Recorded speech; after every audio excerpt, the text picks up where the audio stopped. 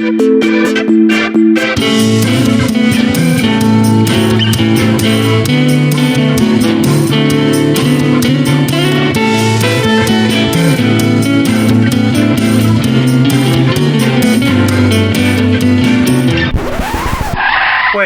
what is this shit? Not safe for in worker placement podcast. I flipped the board. I despise that game.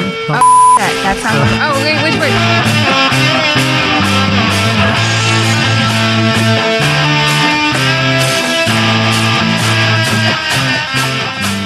Hello and welcome to the 18th episode of the Not Safe for Worker Placement podcast, a board game podcast brought to you by me, Leandra.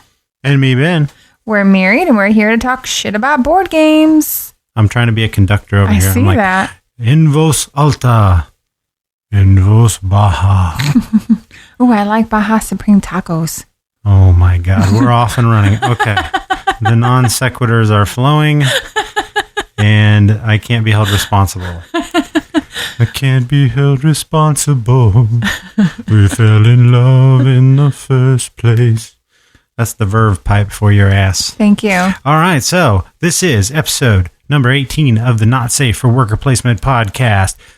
Like you said, a board game podcast brought to you by me and you.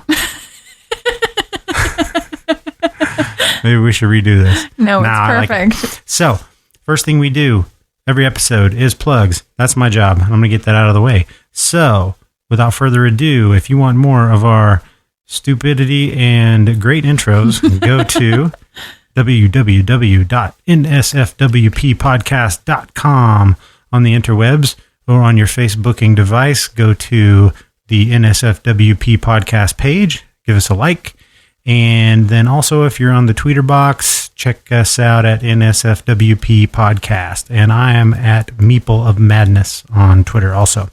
So that's it for the plugs. Well, you could go check out mooncitycon.com. The time is almost nigh for getting your tickets. It's coming up in April, so April 14th and 15th. That's a quick little plug. So go to mooncity.com, or excuse me, www.mooncitycon.com. I get that wrong about half the time. And get your tickets to that before it's too late, if you're going to be in the Midwest, Springfield, Missouri in particular. So that's it for the plugs. That'll wrap up that glorious and exciting segment. Now on to the real meat of the show. And we've got some business to attend to this week. We've got to resolve our Oh My Goods giveaway.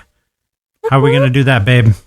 With a drawing of people who commented and shared and all that fun stuff. Liked and whatnot on Facebook, our website, and on Twitter. And I've got an amalgamation. And I'm going to let you, since you haven't seen the names. Okay. I'm going to let you choose a random number.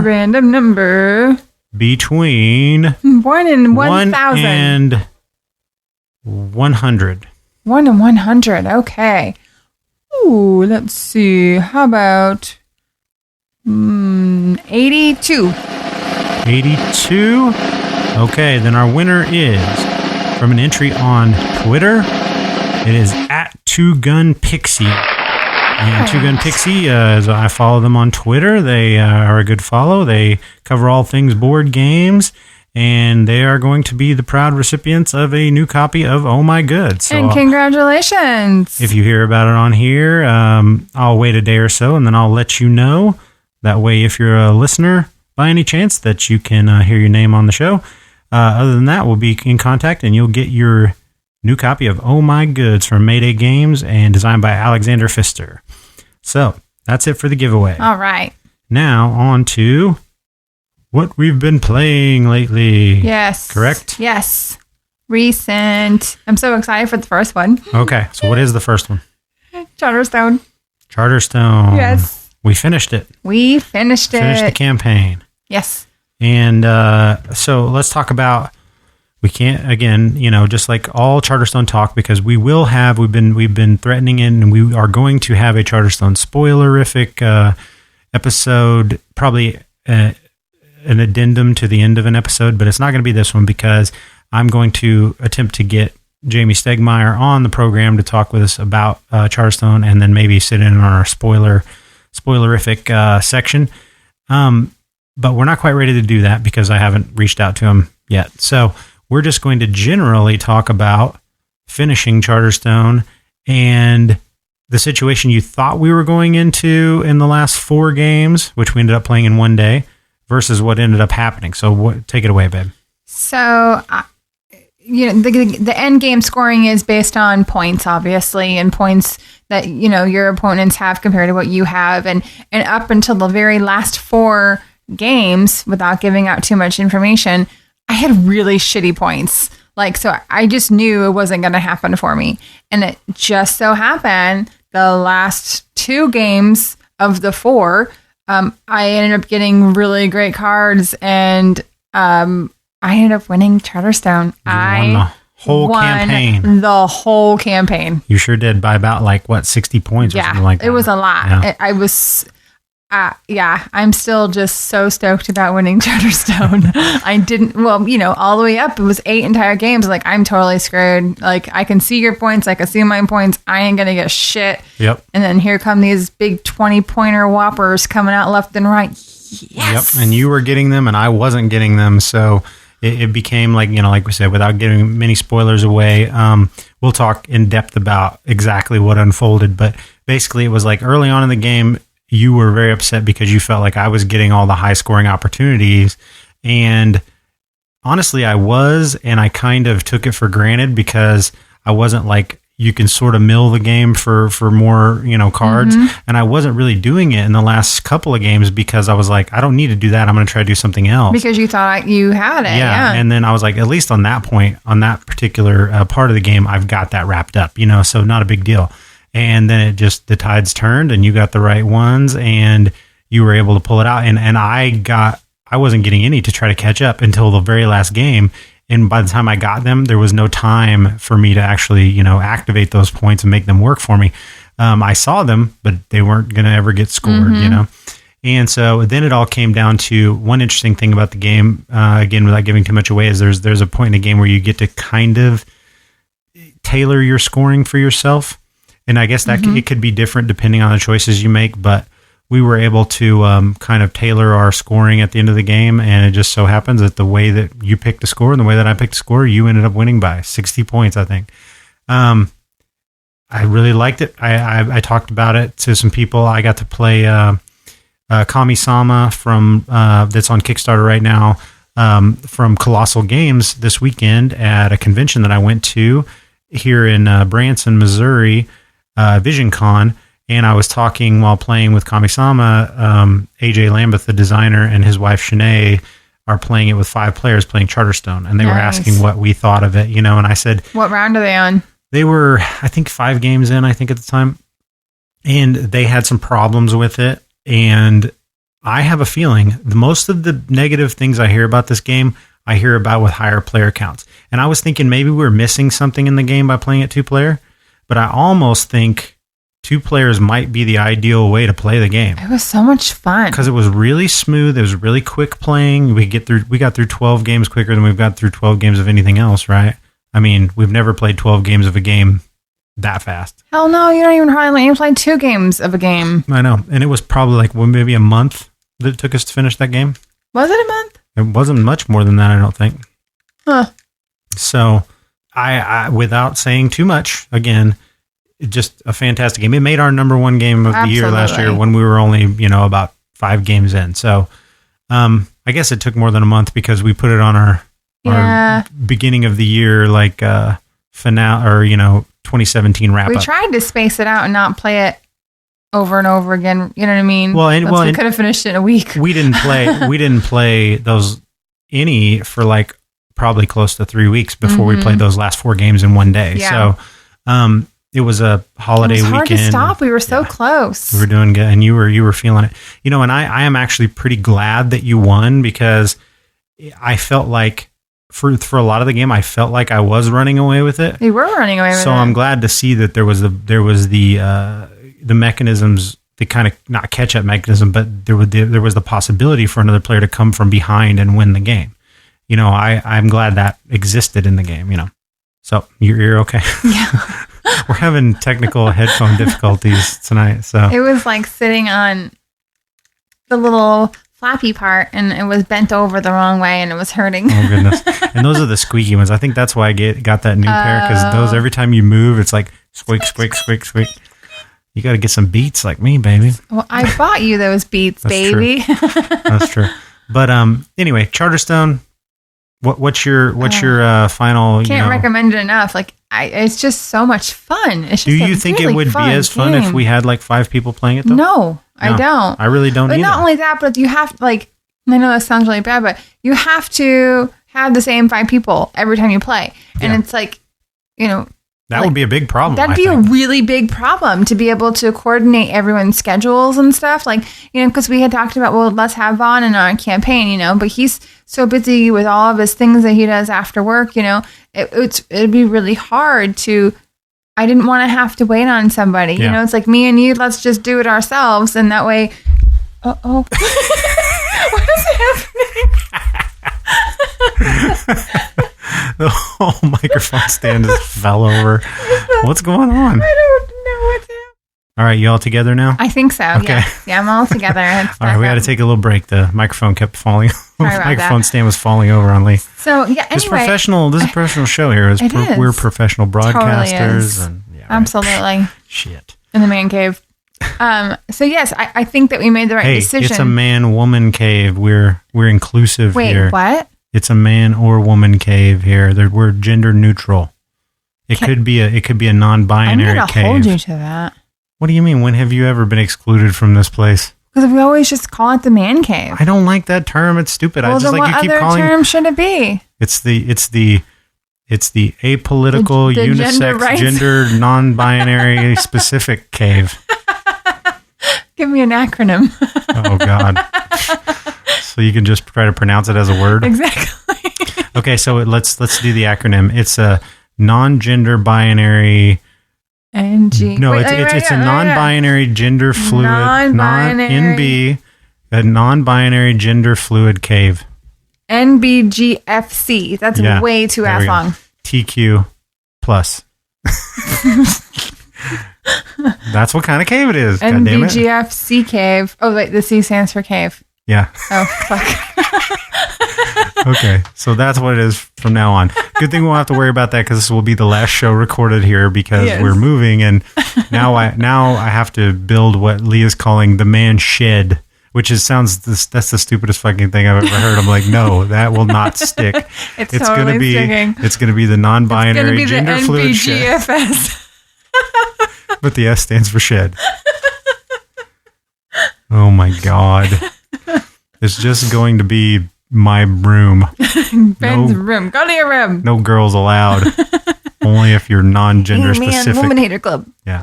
No. Anyway, so Charterstone. Yay. Yes. Okay, we finished it. Like, so we think that playing a 2-player was great. Yes, good decision. And I'll probably end up getting the recharge back. I think I'd like to try playing on our finished board. Sure. At least a couple times with some people, and just see how it works like that, because that's where I have my doubts of the game. I have my doubts that the game would be that great just playing it without the campaign legacy aspect. To me, it seems like it would be missing something, because that whole motivation to do some of the things is not there anymore. Yeah, it's building your character and So I'm wondering how that will work, but I'm optimistic and I want to try it. All right. So that's it for Charterstone. Second up, it's been a while since we've recorded, so there's been a lot of games. So one thing I have done recently is reclaim my daughter's Kindle that we got her a couple of years ago for Christmas, because she has basically claimed my iPad, and it's full of shit and pictures and videos that she's taken, and I can't fit any more apps on it. So without doing a giant purge of the hard drive on it, I'm kind of out of room, and I like to play some board games on a tablet every once in a while, because the phone just is not. It's just not conducive to playing board games. Most of the board game apps you need more room than what you get on a phone, right? I make him snuggle with me while I watch episodes of Gilmore Girls, and he sits next to me and plays games on the Kindle. So I requisitioned the Kindle back from her. She didn't even know where it was. It hadn't been charged in months, and so I looked at on their app store, and it's not as there's not as many options for board games on there as there are for like the iOS or just even like a regular Android phone or something, but there are some good ones. And so one I downloaded that I've been wanting to try for a while. I have played the physical version before. but I thought this would be a good little app, was Steam by Martin Wallace. And I played Steam once before, and I remember making it out to be a pretty complicated, economic train game, right? And then I started playing it, and I was like, hey, this is actually kind of a simple game, there's some strategy to it, but it's pretty simple, and it works really well in the app. So while we were sitting there one night, I was like, hey, Lee, you're going to learn this game with me on this app. So we played a local, pass and play 2-player version. Well, 3-player because there's one AI. What was that guy's name? Ethan? No, what was his name? Asshole. I don't remember. But he was the lowest. He was the shittiest AI on there, and he still beat us. But so you learned it like that. And then I had already planned on buying it because I'd been playing it for a couple of days. So I had it on the way, the physical version.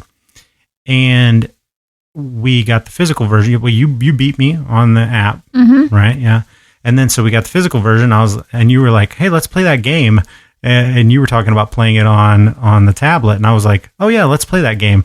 So I went and got the physical version. I started setting it up, and you're like, oh shit, what are you doing? I just want to sit on I wanted to snuggle. I'm like, nah, come here, give it a shot, So we played on a Sunday, and I kind of just improvised a 2-player map because the base game doesn't come with anything less than a 3-player setup.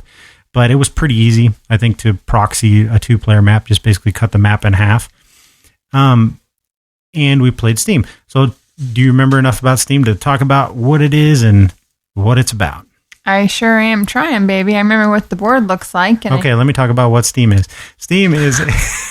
then you can comment on it. I see where this is going. So Steam is basically, there's 2 aspects to it. There's route building and delivering goods. And then there is an economic aspect where you need to take loans out. You have to start the game out with loans. You have no money to begin with. So you have to take loans, and you can decide how much of a loan you want to take. For every $5 you take, you have to move down in your income slot. And then you need money because all these tracks that you're going to build your routes to get goods from one hex to another or from one city hex to another cost money depending on how complex the route, the rail is. So pretty straightforward, rules. You need this much money to pay for these kind of tracks. You're going to get to lay a certain number of tracks on your turn. And also at the beginning of the thing, you bid on a special ability, which is going to give you something you can do in that turn other than just build tracks, which is like either increase the power of your train, which is going to let you make longer deliveries, more stops in between, or you can build more cities onto the map, which is important because the map starts out with very few cities, and if you don't build any, then you'll run out of goods and you'll run out of places to deliver them to and all this. Because basically what you're doing is there's a bunch of hexes on the map, and they've got different color cubes, and you're trying to get a color cube from one hex to a city that's that color. So there's blue and red and yellow and white hexes, and you're trying to get, and purple, I think. And the bidding aspect, too. And so you're bidding on those on turn order, which lets you pick first on these special abilities. Some of the other special abilities allow you to seed more goods onto the board into the places that have, like maybe that you've already shipped the goods from this city. One is to allow you to go first, to be able to put your tiles down first, which are actually tracks very important. First. And one is to let you pass once in the bidding phase, because in the bidding phase, it's like if you bid, you can bid 0. It's not considered passing, but that's basically the first person's the only one who can do that. You can bid 0. And then everybody else has to bid more than 0. And then so say I bid 1, then you've got to bid at least 2 or pass. And there's one of the special abilities that allow you to pass once. And then it really doesn't make any sense in a 2-player game. But in a multiplayer game, you could pass, see what happens, and then jump in at the end. Yeah, that could definitely be way more useful in a multiplayer game. Yeah, it's basically doesn't need to be used in a 2-player game. As a matter of fact, I bought some 2-player maps since then, and it comes with another ability to add in a 2-player game that's not that.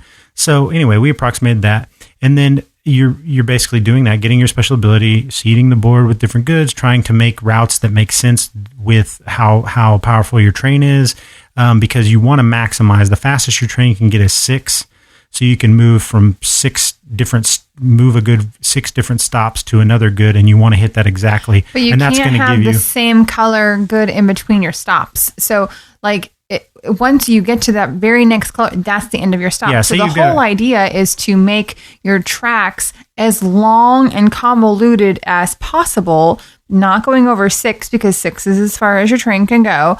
And then, so, you've got purple over here and purple over there. And so you can have, one stop can have 5 chutes coming off of it going all sorts of different directions and all these different stops and different routes. And you can go in loops and all sorts of stuff just to get more stops. The more stops you do, the more points you're going to get. Well, and that's another interesting aspect of the game is because when you do that, like say I make a delivery and it's 6, I make one red good, it goes 6 stops to red city and I deliver that, right? Then I got 6 points, but I can choose what to do with those 6 points. And this is where a big decision comes in the game because the game has a turning point in it because early in the game, well, every time you do a run like that, I say I got 6 points. I can choose whether to take that 6 points in income or victory points. And early in the game, all you're trying to do is get back from those loans that you have to take to bid with and get your income up so that you're getting enough income at the beginning of every round to continue to bid and, build your tracks and stuff. Until that about halfway point of the game, you're just getting money. And then at a certain point, that's a big key point is like, when do I switch to get victory points? It's usually about the 5th turn, but it can be strategically different. You might hold out and get more money than everybody else. And then in those last few turns, you could just build more and more tracks and, do better stuff. So that's an interesting thing. And you can overlap your tracks as far as like, if Ben would kind of horn in on my spot. So I was able to use part of his track to get to my stuff. So when you do that, I get points. You get a point, yes. But so it may be a 6-stopper, but he gets 1 point, I get 5. So it's still worth it for me to be able to do it. So it's just a really fun game. Like it makes you think way ahead, and it just. I just really, really enjoyed it. I really like the 2-player. It gets way more cutthroat the more players you have in that game. Oh, I can see that. Because it plays up, like there's maps that play 8 players. And so the whole thing, it is huge. It's a big, huge map. Like I got one of them. It's like there's one that's... How could you keep track of that? That'd be so confusing. Yeah, counting up and figuring out you got to put a bunch of cubes on the map, to keep track of your stops or what tracks are yours. But yeah, it can get very cutthroat and convoluted because one strategy that we saw a little bit of, but like we talked about, like, if you say I want to deliver a purple good and I've got a nice 6-stop route built up, well, Lee can take the populate action, and she can then seed goods back onto the board, and she can stick a purple in a city like 1 stop away from my original purple good and fuck my whole thing up. Because then if I try to ship that purple, or she could build a purple city right in the middle or whatever, then if I try to ship that good, then I'm going to hit a purple and I'll have to stop. There's ways like that where you can try to divert stuff around and be like, screw up someone's route or cut across someone's route or get like, there's ways where you can build things where it's like, well, now I can't get through there because every hex is taken up, so then you have to start building on top of the other ones. And that gets convoluted because there's only certain different kinds of tracks. You might want to do, there's lots of times where you want to make a track that does this certain, splits in 2 and it goes 2 different ways. And all of a sudden it's like, oh, that doesn't exist. Yeah, they have several options, but there were a few that we wanted. It seemed like always we were wanting to do something and it was like, this tile just doesn't exist. Happen, so you can't do it, But it's interesting. It's very strategic and tactical little game and very simple. Rule set couldn't be easier to learn. And the app one was pretty much the same darn thing. App works great because you can play a game in like, when you know it and you get it down, you can play a game in like 10 minutes on the app, So I went out and grabbed it, and then right after, I got the physical version, the news came out that Mayday Games was calling it quits, and they sold all their stuff off to Asmodee, the big giant, corporate conglomerate that's buying up all board game companies. And so nobody knows what games will continue and what games won't. And Steam has been like a perpetual reprint for them. One of the few things, like after they lost Catan and all that, they didn't have too many games that were continuously printed. And Steam was one of those good selling games for that company. And now, who knows? Will Asmodee continue to make Steam? Will they redo it? Well, will it be out of print? So the first thing I did was like, what map packs can you get for this thing? And they were cheap. They were like $16, $17 for map packs. So I bought a couple of different map packs. So now we got all the Steam we could ever want. All right. So I'm glad you really like that game. I do like it. I really do too. And I don't remember who won. Oh, you won. You've won every game we played of it. Oh, yeah. Yeah. Digital and physical. So I forgot. but I've got several 2-player only maps now, and we're gonna go down on some. My mic keeps on dropping. I'm like, just keep shrinking down in your seat, babe. Just keep shrinking down. All right, well, I'll let you adjust your mic stand here, and then we'll move on to our next game, because it's mostly me talking about this one. It is Mega Civ. I talked last episode about Twilight Imperium 4th Edition, and that was the longest game to date that I had played, and that went 7.5 hours. The same group of people invited me out to a day-long event to play Mega Civ. They do this about twice a year, and I kind of passed on it before. But I had such a good time at TI4 that I thought, hey, why not give Mega Civ a try? Read some of the rules. Admittedly, didn't read enough of them, really. I had a vague understanding of the game, and it's not even that complex. But let me give a quick rundown what Mega Civ is. Mega Civ is a giant version of the original Advanced Civilization game that was published in like the 80s. It'll play up to 15 people, I think. We had 11 players, and depending on the number of players you have, the map gets bigger of the world. If we would have had one more player, we would have had all 3 of the maps, and more civilizations would have been in play. As it was, I got there first in the day, and I was able to pick whatever civilization I wanted. And I did what I always do, which would make the boneheadedest move that I could have possibly made. So right off, the very first thing I did in the day, I fucked myself right off the bat. I picked Persia, which is right in the middle of the map. I did this because in all my research, I made myself up a binder and everything of like all this stuff that came in handy because everybody was able to use my, my cheat sheets and whatnot. But I had a breakdown of every civilization. And I was reading them, and I was like, okay, Persia looks good because it says there's no wrong way to go with Persia. With the technologies that you can get whatever you want, whatever. Just have good relations with your neighbors. And all I kept hearing about this game is it's not a war game. It's not a war game. It's a trading game. So I thought, hey, I'm good at haggling. I'm good at finagling, getting people to do what I want. So right here, I want to be right here. If it's a trading game, I want to trade as much as I can possibly trade. So right here in the middle of the map, with a civilization that you can't go wrong, whatever text you get, that's what I want. And that proved to be pretty disastrous. I mean, I didn't do terrible, but I was like 9th out of, or maybe 8th out of 11 people, I think. So what you actually do in the game is very simple. It's just like any kind of area control type game. You're putting out population, and if you get 6 population in one area, you can build a city. If you got a city, you have to pay taxes at the end of each round for your city, and you've got these certain number of chips that work for your population and your money. So if you put them on one side of your little board, their potential population, you can put on the board. If you put them on the other side, their money. You need to have enough in your reserve to pay money for each. For every 2 people you have on the board, you have to pay basically one of your chits. So you have to manage how much population you have on the board and what you have in your reserve. And then the trading aspect comes in where, depending on how many cities you have at the end of each round, you get to draw these trade cards. And I never had more than, until the very end of the game, I never had more than 6 cities. So I never got more than 6 cards in my hand. Well, there by the 3rd or 4th round, there were people with like 11 cards in their hand, and so they have so much more potential for the trading. And here's the tricky part of this game. You're trading, right? Mm-hmm. You can trade a maximum of 3 cards.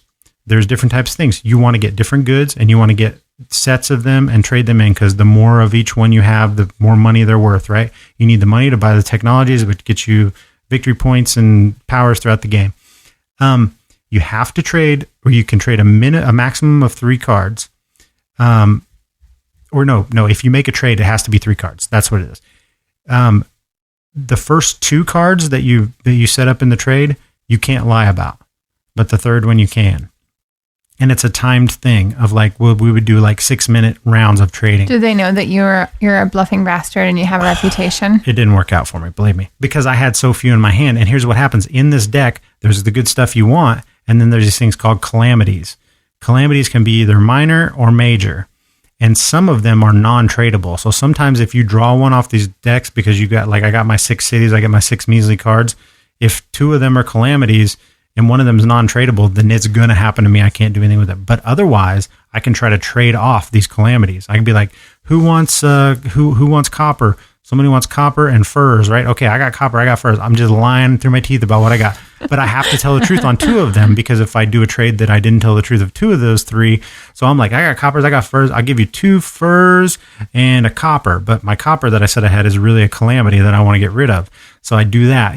But that happens to you too. And I got fucked over because Catherine lied to me every single time, and I kept buying it because she was allying with me on the board and allowing me to do some things that I wanted, and she wasn't attacking me, and we were friendly. But every time I would trade with her, she'd give me some shitty calamity, and then I wouldn't have time to get rid of it.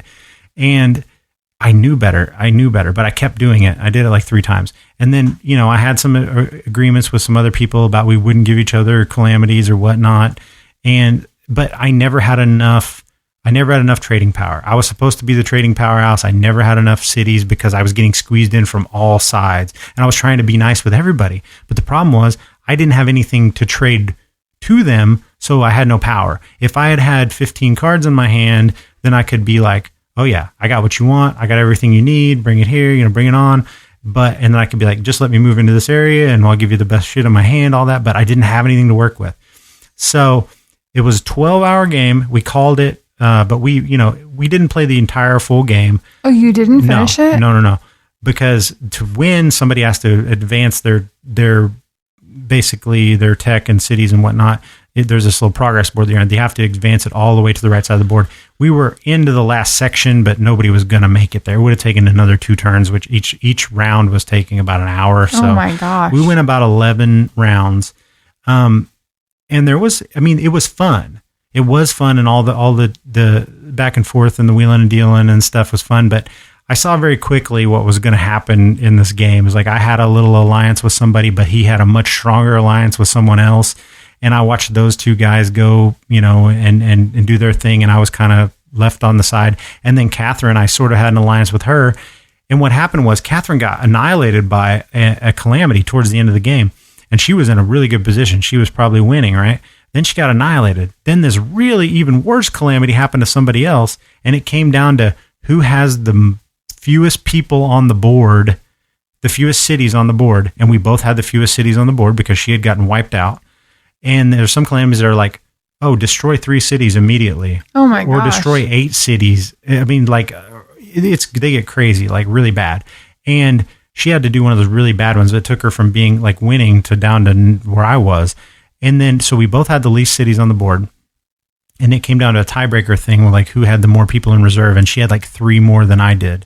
So she got the benefit of this thing, which was like she got to take over the person who it happened to. She got to take over like 5 of their cities.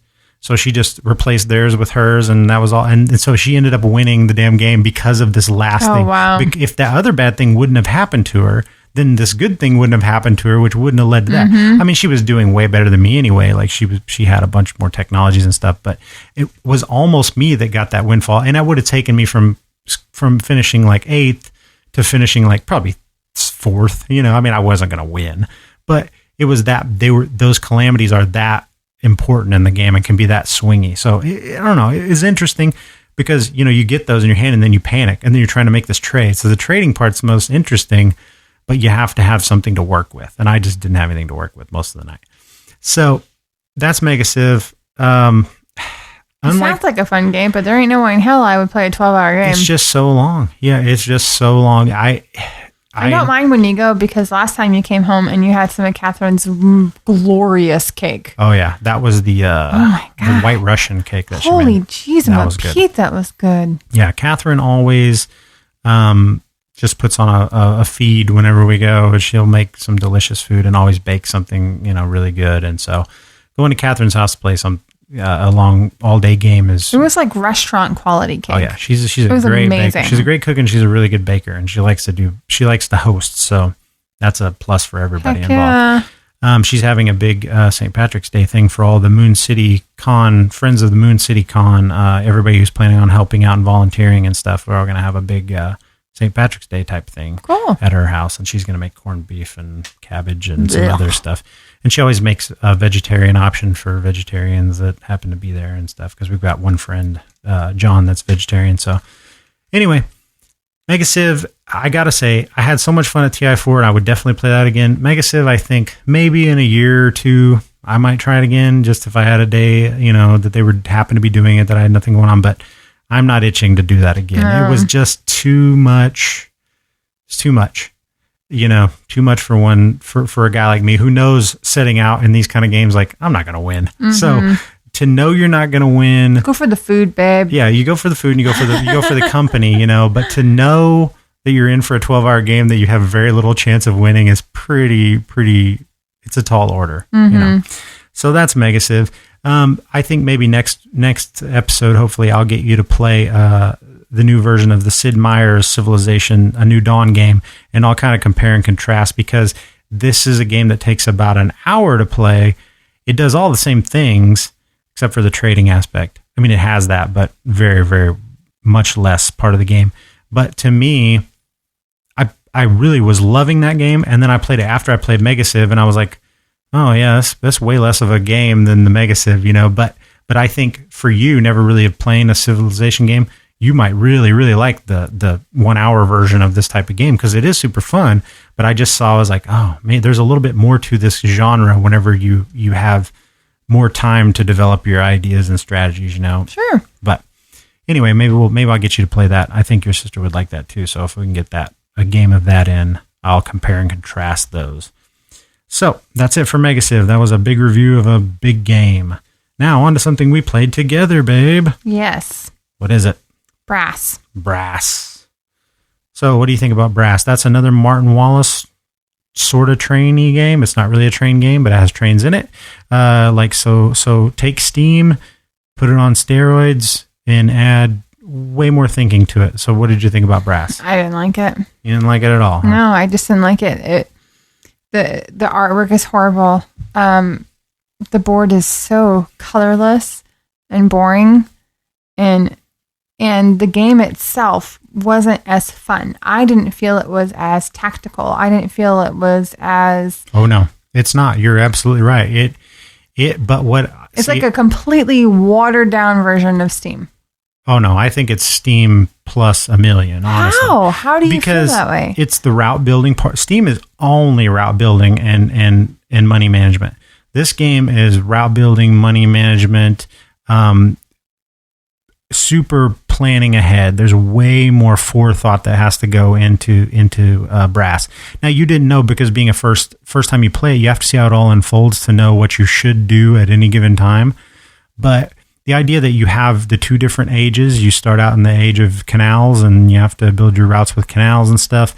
And then you have to, some of the buildings that you build, if they're level 1 buildings, will just disappear by the time you get to the age of rails. You have to plan for all that. You know that all your canal routes are going to disappear, so you have to plan for that. I think Brass is a far superior game to Steam, but not if you're a person like you who prefers the tactical thing, where whenever the situation changes, you can do something to immediately address the change that happened, right? Like if I do something, you can do something to counter it, right? Mm-hmm.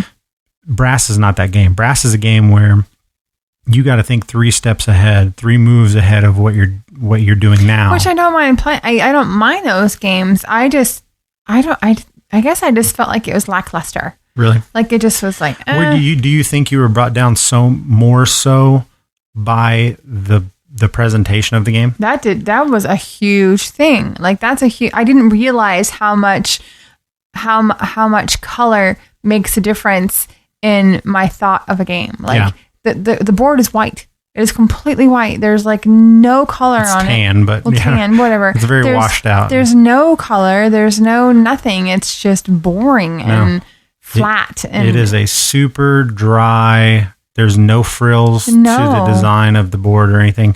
It's completely functional. Works perfectly fine. Well, it doesn't work perfectly fine because the money that comes with the game is horrible. Stupid plastic. It's Martin Wallace money. It's stupid plastic silver and plastic gold things. It looks like kid money. Like, when you go, when you get a little cash register when Yeah. you're a toddler. That's the kind of money it is. It's even worse than that because It it might doesn't be have worse than it doesn't that. have the numbers on it. Like, and I was also like, when we started playing it, I was like, why didn't I just grab money from any other game? I don't think you should spend any time souping it up because. Well, I already did, but like I spent did. time making things to block off stuff for a 2-player Oh, game. that's right. You did But- that. But that is okay. So after we played the game, like we were very close. I think I was 116 to 101 or something. And the whole game, I was helping you along, but not like you were doing what you wanted to do. But I was trying to tell you, okay, if you do this, then that's going to mean this. And, trying to figure out the ideas because it's very abstracted. Yeah, the whole game you thought I was winning. I did. I was like, you're doing fine. You kept going like, I don't know what I'm doing. So, whatever. And I was like, no, you're doing good. You're doing better than me. So, because you were getting more income. You consistently until the last turn of the game had more income coming in, and I was scrapping for money, and you always had a bunch of money, and that's where that game gets tough when you have to take loans, and and you don't have enough money to buy your stuff, and it's about timing your loans, and all that. You were doing great in the game. It just came down to the end whenever I was able to build some high point routes because you get points scored for the most. When you build a rail or a canal, but mostly you get more points towards the end of the game in the second half when you're building rails, because depending on what's built there already in the different cities, you score more points. So the more buildings that are built in a city, and then you connect two cities, the more shit that's built in both those cities, the more points you're going to score, right? So I was able to win, I think, just based off building a few routes at the very end of the game. Yeah, that made a big difference. And because I had some extra money built up finally at the end. Now, all that being said, I will say that I think Brass is a genius level design game. I think it's Martin Wallace's probably best game, and I like a lot of his games. I've been playing it on tablet a lot, way faster there. You can play a game in 20 minutes, and it doesn't matter if I score 135 points on there, the AI will score 200 points. I mean, like, I cannot win the damn thing, but I learned the game very well on the app, I think. I'm ready to start playing it with, like, that's Catherine's favorite game. We talked about Catherine. That's her favorite game. I want to see how bad I get demolished by playing her, but I want to do it since I know the game now. It's one of those games you need to play it a few times. Like, playing on the app really helped me because it made me understand what's going on in the game. I don't even think the rules are that hard. It's just there's some weird complexity to, like, having to have roots for coal, but you don't have to have roots for iron because iron abstractly gets delivered on roads, and so you don't need to worry about building canals or rails. It's weird, some weird rules in it. But okay, that all being said, you didn't like it really. There's very few games that I just don't care for, and I just don't care for it. Well, here's the key. Here's the key, and what I think may be different. And that's why I'm trying to get to the root of it. I showed you afterwards the new version that's coming out from Roxley Games, right? So I showed you better. how the board and how the artwork Yes. is beautiful and everything. Do you think if that was the game that I put out on the table, that you would have been more apt to be a little more excited to learn it and everything, like, and play it? Do you think you would have forgiven a lot of the gameplay of the game that maybe you liked it less because it was just so ugly and drab? Yeah, and I hate to say that, but I didn't realize how much apparently artwork helps in my decision of whether I like a game or not. Like, it was like, as soon as you pulled it out, I was like, what the hell is that? Like, Yeah, it is ugly. And if I didn't already, and here's the cool weird thing about it, and kind of interesting, because artwork's always very important in a game. It looks like a first draft of a game. It does. Like when downstairs in the basement and you're making something and it's the very first time. That's like what a it looks prototype. like. It looks Yeah. like a total prototype of a game. It does. I agree. And the app version has a whole different board, and it's way better looking. Like, it has colors and it has a different map, that's the same locations and everything, but totally different artwork and everything. And it looks beautiful. So I learned it on that. And then I was able to forgive the ugly board because I knew the game underneath was a good game, So now I've got the Roxley version coming if it ever comes out. They had a Kickstarter like over a year ago, I think. But you can still you can still late pledge it. And after I got so enamored with it on the app, I was like, I got to have this game. So I ordered the beautiful version. So I'm hoping to get you to try it once it comes in and try the much better artwork, much better presentation. No, the money I'm sure I will. the money is totally different, so you don't have that problem to mess with anymore. And and I want to see how much difference it makes, because I know it'll take something that I already like and elevate it to even that much better. And I want to see if it took something that you didn't think was very good, and maybe with that fresh coat of paint, you might be like, hey, this game is decent. We'll give it a try, baby. But I think that's cool because artwork is very important to me. It and is. if that was the first time I played Brass was on that physical version of the Tree Frog version where it's just so super ugly and drab, I would have been like, I don't know if I would have got into it, But having played it on the better looking app version first and then going to the other, I was able to forgive that. So it's interesting. Very interesting. So that was Brass. And also, I'll just touch on it quickly. I went to VisionCon, which I talked about a little bit, and I got to play some Heaven and Ale while I was there. And I'll play Heaven and Ale anytime I get a chance. You know that I've played that game damn near as many times as Charterstone now. I think like 7 or 8 times. And I talked before about how super hard, we both talked about how super hard it is to score in that game, right? Mm-hmm. I think in the last time we talked about it on the podcast, our high score was like 16, and we both scored 16 and tied and won the game together. Maybe that was 18. I can't remember. We played with Steven too and Vaughn. Well, I played with Steven and Vaughn. You didn't play that game. But I didn't. And Steven won that one, yeah. Oh, and I scored like 12 points in that one. But up until my last two plays, I think my high score was 18. And I was like, how in the hell can you score anything in this game? And then all of a sudden I played again, and I tried a different tactic. And I thought, get money early. It's kind of like Steam. You have to plan when to plant your stuff on that dark side and get your income going. And then there's a time where you got to switch. You know what I mean? And you got to but I scored 44 points in my next to last game that I played. And I thought, wow, that's amazing. I scored double what I scored before, that's really good. And then in the last game I played at VisionCon, I taught it. Catherine loves that game. She already had it, and she bought it after playing with me once. And I played it with Vaughn, who already knew how to play, and this other kid that just came and sat down with us, this young guy, and we taught it, and I scored 65 points. Whoop, whoop. And I was like, and I'm telling you, here's how I had to do it. I had to learn, score early, score often. Because for the first time ever playing that game, I had scored everything. I scored everything I possibly could. I got all of the all the bonus cards that I had. I scored them all, and that's really the only way to score high. I can't imagine scoring higher, because I ended up with like 7 bonus, like big bonus barrels, and I had the one down that made all my barrels worth 5 points and all that jazz.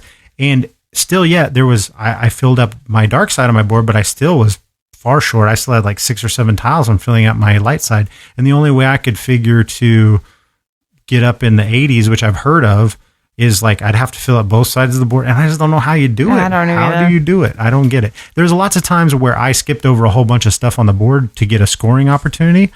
But you kind of have to do that too. So you can't I don't know. It's weird. You can't score that much in a 2-player game. It's not possible. Hey, you scored 65 points. That's freaking awesome on that game. But I feel like I've figured something out about it, and now it's going to take me playing it with people who've played it a lot to get so they can try to then the strategy can come in of like, okay, you're going to do really well if I don't block you from and then it gets even more. That game is just awesome. That game is awesome because you can kind of put your head down and play your own game, but you've always got to watch what everybody else is going to do, because you're like, if I wait one more turn, even though I really want to get that resource, if I don't jump way ahead and get that scoring thing, they're going to do it. Neighbor too on that game. And you can, yeah.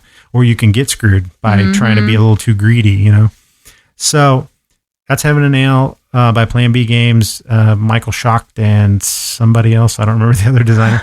But my favorite game of the year, I think, of the new year of 2018. That's been the one that's got its hooks in me. Only March. I know, but it's brilliant. I love it. So that's Heaven and Ale. All right, next one. All right, babe. What is it, babe? It's by my favorite designer of all time, Five Guys. Cathala. What is it? Five Guys. Five Guys. Burgers and fries. Otherwise known as Five Tribes. It's a Bruno Cathala game. It's a few years old. I do believe it was nominated for the Spiel des Jahres, and it did not win. I can't remember what did. I thought it did win, except I remembered that I think Bruno's first win was this year with King Domino. I like King Domino, but I think Five Tribes is a way better game.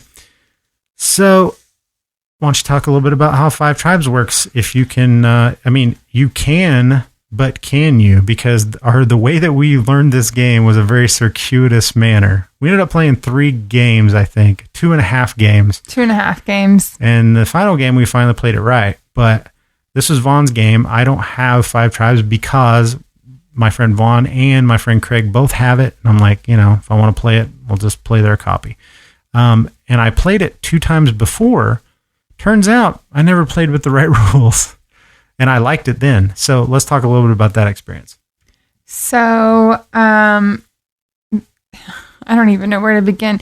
Which version am I talking about? The bad version or the good version? Well, here's how we originally played it. So if let's talk about how it actually plays. Talk about what you actually do in the game, and then we'll talk about how we played it wrong. So you have the board is full of different boxes, and it's got special powers on there, and you're trying to. It's like a 6x5 grid of tiles, I think. Yeah, and it's not really a board. It's just different tiles, cards. Yeah, cards. It's tiles, and so you're trying to obviously score points, right? And so each different card has its own special power. So this one is, hey, you can pick these extra special cards down here, or you can just get a palm tree, or what are the little castle thingies? And so Callus, I'm horrible explaining things. I don't know why you have me explain. But what's things. the main thing you do in it is this Mancala. You put your little camels on them. No, the main mechanism is you go to a tile, and the big rules in the game are you must pick up every meeple on that tile. Yeah, that too. And then you have to move. So say if I got 3 meeples on a tile, that means I can move 3 tiles in orthogonal order. And each one that I move to, I have to drop one of those meeples.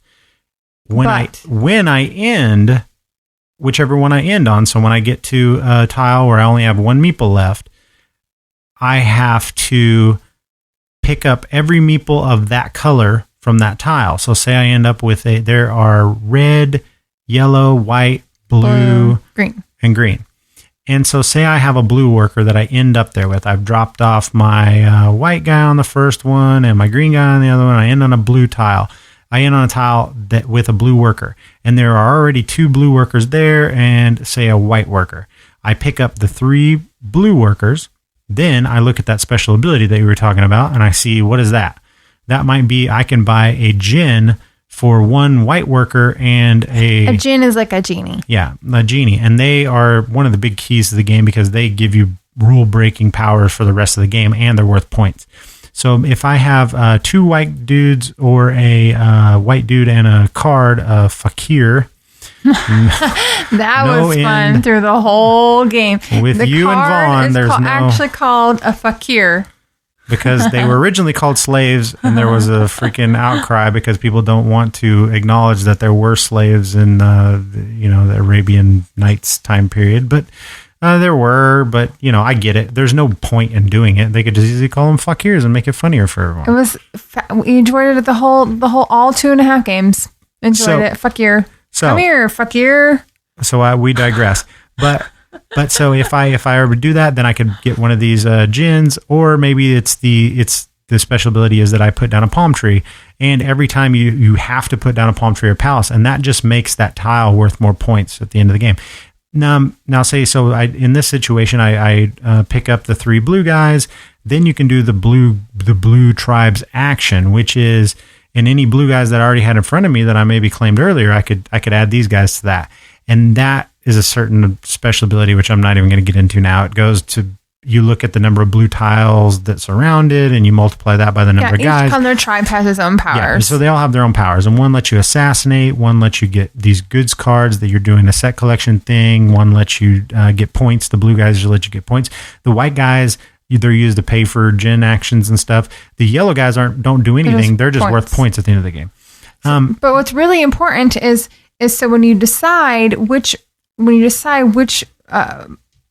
little group of meeples you want to pick up, you have to kind of map out your route, and you have to know what you're going to do with and you're trying to always depending on how many of one color meeple you have at the very end in your hand is how many times you get to do that particular action that goes with that color tribe. Yeah. So you're trying to find a card, in the right number, like if I have 3 meeples and I can move 3 times, right? So you're trying to find a card that's got multiple of the meeple that you're going to end up with, so you can pull back all of those. Well, that's the last thing we didn't really talk about, was that if there's only one dude on that tile, or with the assassin, it can work another way. But if there's only one meeple on the tile that you end up at and it's the same color, it has to be the same color as the guy you have in your hand, because you can only stop on a tile that has at least one of the color that you end so with. So say I end with 2 yellow guys. Well, I pick up the last dude from that tile. Then I get to put one of my camel markers on that tile, and that tile's worth a certain number of points at the end of the game. And so the whole key is to try to get as many of those as you can, because once you score them, nobody else is going to be able to score them. For the rest of the game. So there's so many cards because people are going through and picking up. There's cards that don't have meeples on them where you can't go there unless Call them tiles is driving me crazy. Tiles, sorry, whatever. And so, you try to set yourself up, and then people just come back behind you and swoop in and take them, Yeah, because if you leave just one guy there, then you're just left a juicy spot for somebody else to come in and scoop it up, So there was a problem. Dun, dun, dun. Vaughn taught the game. And he hasn't played this game in probably a year and a half. And he did not consult the rule book at all when he started teaching it. So the first time we played the game, he told us that whenever you claim a tile and you put your little camel guy on there, then you are not allowed to use that tile for the rest of the game. Or even go through that, move through that tile. You can't, nothing. It blocked movement, and you can't place meeples on it or anything. So the end of the game, we have... It was pretty fast, though. All these meeples shoved to the sides that were just stuck. They were trapped, yeah. Because we're like, well, you can't move through there because there's a camel on that one. You can't move through there. Well, that turned out to be wrong. Even the way that we were claiming tiles was wrong, because we were saying that if you ended on an empty tile, then you could just claim it by just ending there with the last guy. But the rules clearly state that you can't stop on a tile unless it already has a color of the meeple that you're ending with. So I won the wrong game. You won it, and it worked. I mean, that game, it worked like that. It did work. It worked a lot less than it's supposed to work, because we were doing that wrong. We were also doing that you only got to take the action on the tile when you claimed it. So I was also playing, we were playing, and I was like, I got 1 gin, you got like 1 gin. And I was like, I remember last time I played this, I had like 4 of these guys. Why is this so tight? You know, like why do we not have any of these special abilities? Well, it's because we were doing that part wrong. So he took a peek at the book, and we went to play again, okay, let's play this right. And what was the weird ass thing we decided to try? Well, the rule that he made up that time just ruined the game. It was like, I don't even remember what it was. It was the same thing, except what was it? It was something that basically broke the game. I can't remember. He said, "Oh no, you got to do this." And it was actually playing part of it more right than we did the first game, but without playing the rest of the rules right, it screwed it up. And immediately you were like, "Oh, this is bullshit. This is not going to work. Like this just ruined these rules." Took it from being a decent game to being a terrible game. I was, like it was instant. Like as soon as that rule came out, I was like, "This is I know what it was. Horrible." It was basically that we could move through stuff, but you still couldn't use the actions. Oh, that's right. Unless you claimed it, which that was basically what we were doing in the first one, but we were having them blocked off too. So you're like, why would I ever drop off a meeple here? Because it's never going to be good for anything, and that just has ruined the game. But so we played about 2 rounds of that. But just back up a second. So we're playing again wrong, and I'm getting pissed off because like this is so dumb. Like who the F would ever play this game with this rule? Like this is so ridiculous. And the boys were teasing me. Oh, it's okay when she wins, but now that she's not going to win, doesn't like it. Yeah, because I was doing good in that second game. I was getting so mad. And I was like, this cannot be right. And so guess what? It wasn't right again. So I perused the rule book for about 2 minutes, and I was like, okay, yeah, we're doing this wrong, and we're doing this wrong, and we're doing this wrong. And then we're like, let's just start over. All over. So we reset the board again, and we played it right. I'm pretty sure we played it all right. I think so. The third game, because it was like, oh, okay, this game makes a lot more sense now. A lot more strategic. And you won by even more than you won the first game. Yeah. So you are apparently a Five Guys / Five Tribes master. I am. And I'm shitty at it. And I was shitty at it the first 2 times I played, even though I'm pretty sure now, after playing it right, that I never played it right before. I don't really ever think that Craig or Vaughn had the rules right the first time I played. But even then, that game burns my brain because every time it's my turn, I'm just like, I want to look at every single possible move that could be on the board, and try to pick one. Well, you have to. But I'm also, like, it takes me forever because I'm like, okay, I'll do this, but then if I do that. And then eventually I'm just like, oh, I'm taking too long. I'll just do something. You know what I mean? And I get caught up in trying to, like, collect a certain, like, okay, I got a gin that makes my yellow guys worth more at the end of the game. So all I'm going to do is go for these yellow dudes. And then I end up at the end of the game and I only have claimed 2 tiles on the whole board and everybody else has like 8. And I'm like, Steven attacked all shit. your yellow guys. Yeah, and I'm like, and then they whittle down my yellow guys with assassins and I end up with nothing, like I just did not do well. I want to play it again because I'm like, I know what I did wrong a bunch of times, but I was like, damn, I did it again. I didn't get any people out. Both games that we really played all the way through, both times I only had like 2 camels out. My card sets are what won me. You were getting the goods. Really, you were doing a really good job at that. You would have like 50 some points just in that. Yeah, you were killing it. So playing it right, what do you think about Five Tribes? I liked it. Yeah, I liked it. I love the way that guy. So some of the games that we have that he's designed, just to refresh your memory. Haru Ichiban, the little frog game where you gotta call out Ribbit if you get the same thing. That little 2-player. I like that game. That's Bruno Cathala.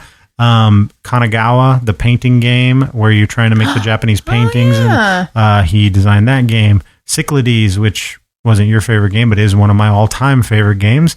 The one where you bid for the god's favor. And I didn't like that game at all. I love that game. He designed that game. He designed King Domino. He is my favorite designer because there's something innovative and interesting in everything that he designs, and it's something that you've never seen in another game. And he may roll a whole bunch of things in together. Like Five Tribes is kind of like a big mishmash of a whole bunch of different things, like special powers and movement and worker placement, kind of, because there's lots of special actions. But when you play it right, it works in this very smooth way that's like, okay, I'm building, I'm doing this. And even if you're not doing well, you feel like you're doing something. You always feel like you're moving towards something. I just think he's very good at that. He's very good at that, like, kind of clickbaity type game design that makes you want to, every decision is hard. And no matter what you do, you probably could have done something better, which is, I think, is an interesting way, interesting type of games.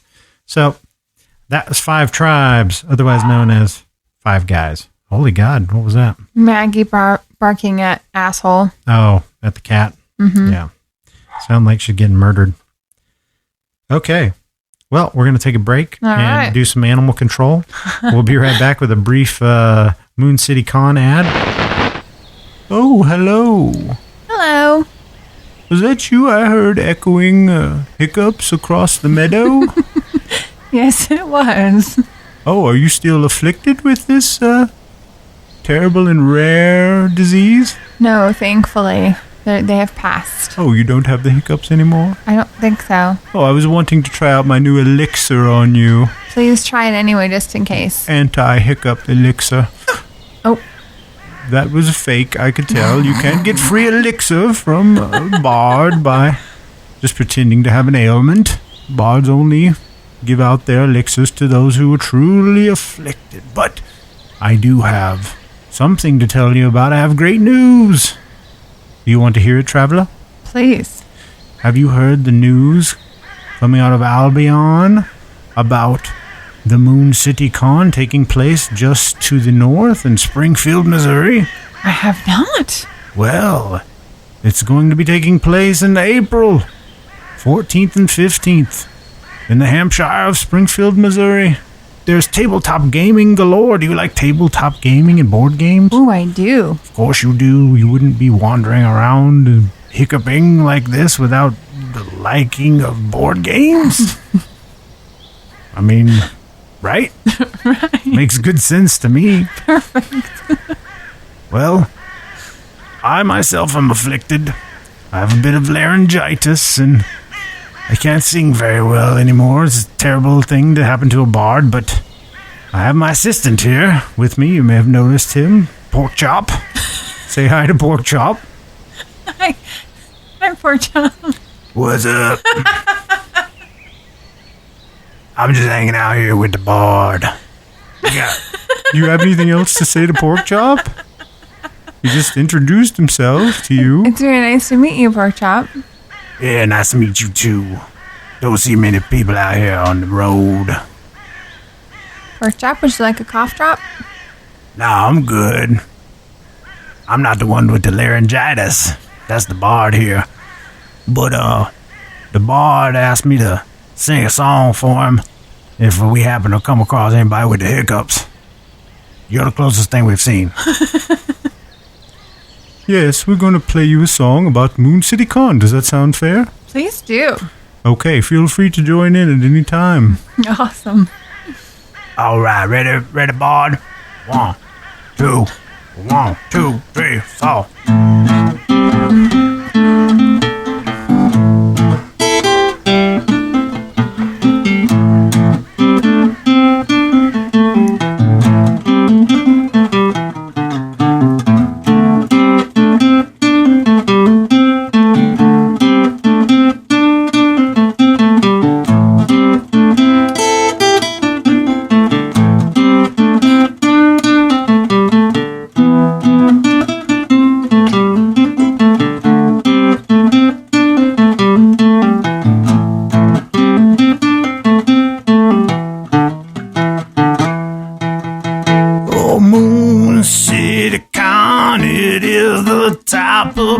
You go when you wanna see some people, and maybe you would know when they like to play.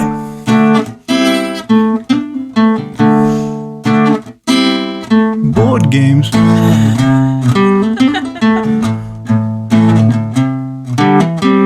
Moon City Con is the place you really wanna go in April, don't you know? I know it. You didn't even chime in. I'm sorry, I didn't know the words. Most of our routine is based upon crowd participation. I thought it was a fabulous song. When I say hey, you say ho. Hey. Oh. Hey. Oh. Hey. Oh. Hey. Oh. That's how it's supposed to go. Oh. Bard, I can't work with these amateurs. I agree. Let us move on. But we leave you with this. Come see us again for the full show at Moon City Con, April 14th. Go to www.mooncitycon.com and get your tickets. I'm sorry, what was that website again? www.mooncitycon.com. Okay. Did I forget the .com portion? You did not, but I was making sure I heard you correctly. He always does that. He never has the .com. I gotta tell him all the time. Bard, gotta add that .com. Son. Okay, we're moving on now. Thank you. Lay it up. And now it's time for everyone's favorite feature. What's that, babe? IRL. IRL. IRL. And that's the theme music. All right, so what do you got for IRL today, babe? First thing on IRL, we kind of already touched base about earlier. 13 days till we sign the dotted line in our new house. This is true. It's stressing me the fuck out. Me too, baby. I've had days where I've about wanted to quit on life in the last week. My heart? Oh, yeah, your heart has almost exploded. I don't think it has anything to do with moving, but... they said it was stress and anxiety. What is the condition you have? Do you remember the name of it? I don't either. It's like fibrillator, later. Exactly. It's something kind of weird thing where your heart will just get out of rhythm. And it goes really fast. But it's not supposedly dangerous in any way. No. Even though it makes you feel terrible. And it does. It scares me. It's kind of a new thing. So it happened the other day when you were exercising and... you ended up having to get EKG and whatnot. Yeah.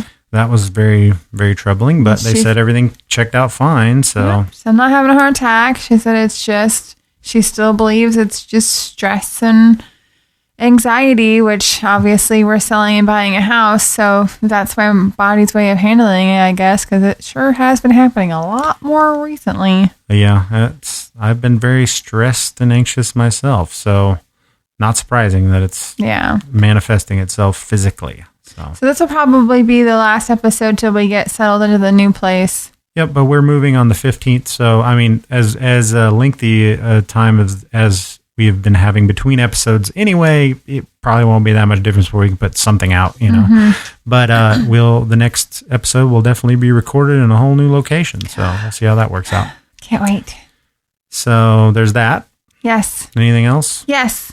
As I've mentioned before, I started my Get Healthy journey back in 2015 and, you know, kind of been doing my own thing. And here recently, my cute little husband's been joining me on my strength training videos.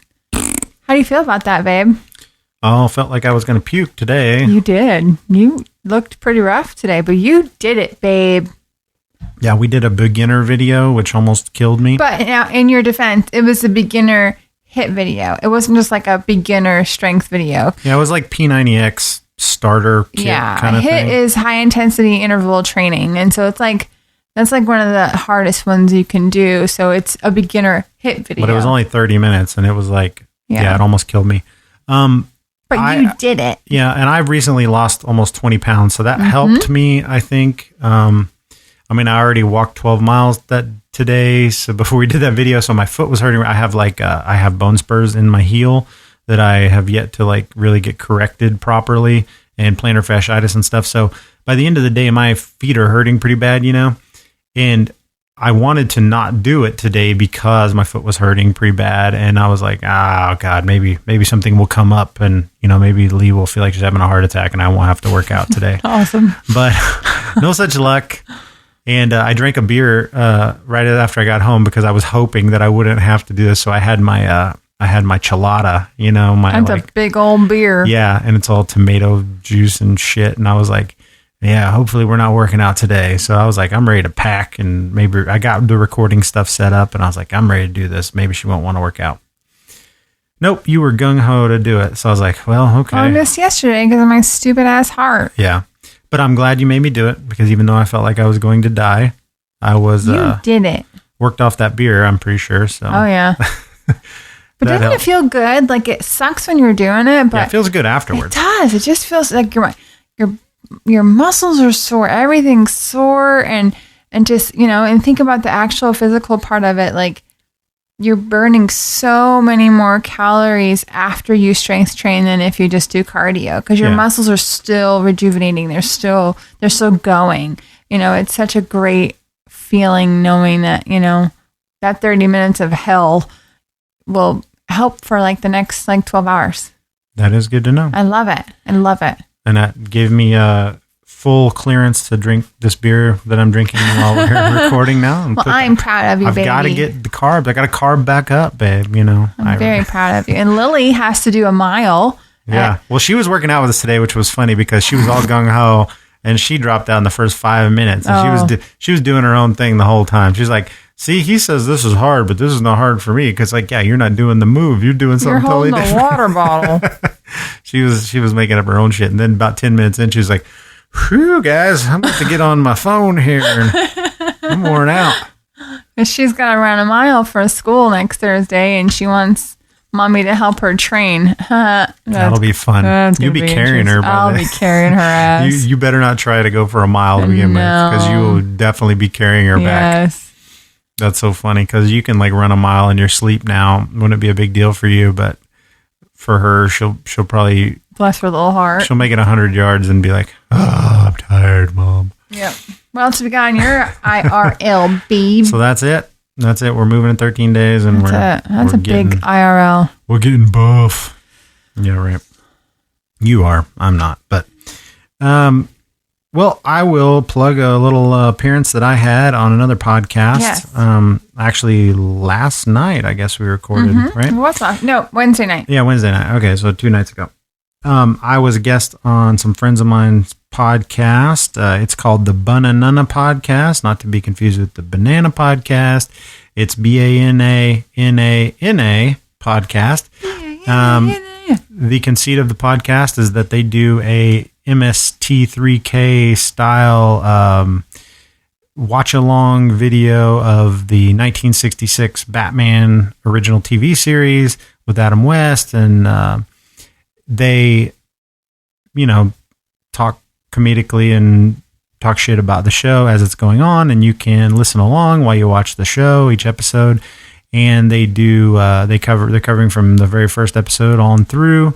They're all very knowledgeable about the series itself and the actors, and comic books in general. They're all comic book nerds and funny guys. They have a really good chemistry together. And so they have some guests on every once in a while to talk about some other things because they're all also gamers.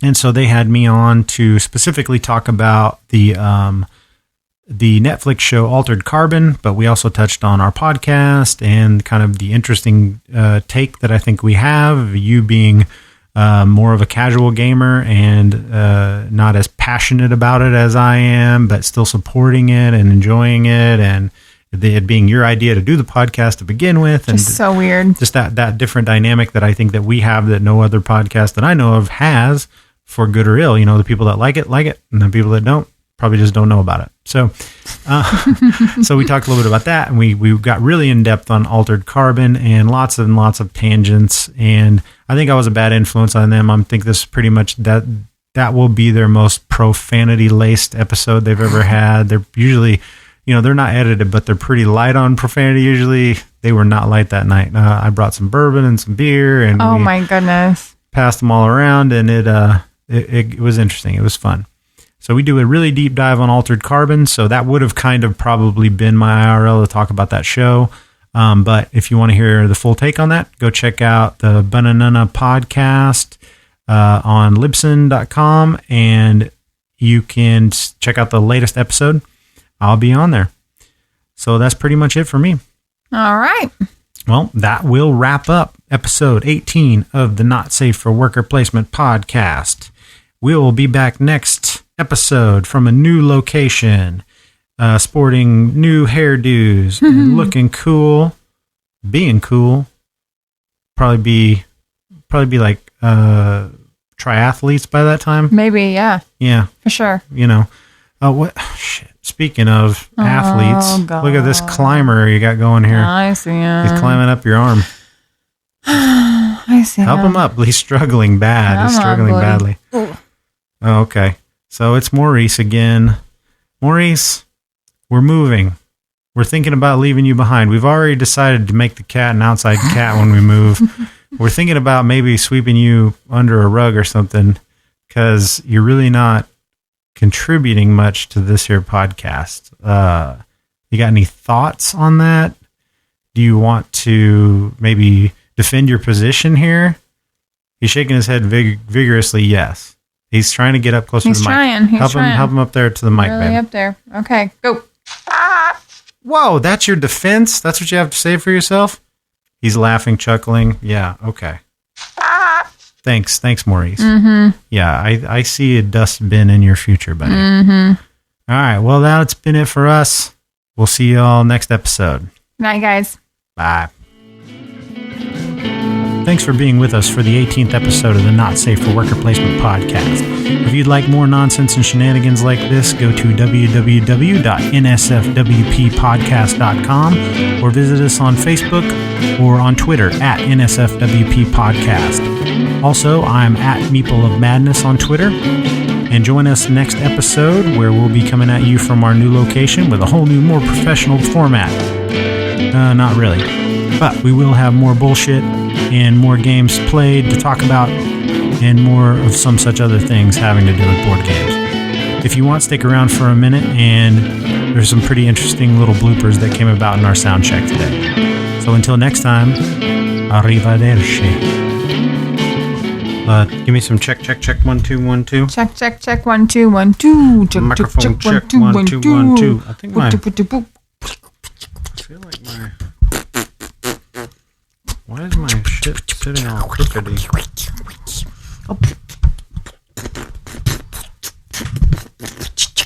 Check it, 1, 2. What are you doing over there? I was checking in 1 and 2 and not what you're looking for? That's not what you were doing. I was trying. I don't know what you were doing, but that wasn't it. I was trying, baby. Sound like you were spitting all over. That's kind of what it sounded like. All right.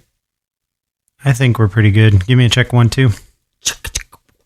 No, like actual speech. Oh, check 1, 2, 1, 2. Check, 1, 2, 1, 2. Check. 1, 2. Okay, do that again. Check 1, 2. Check 1, 2. Check 1, 2. Check 1, 2. Are we good?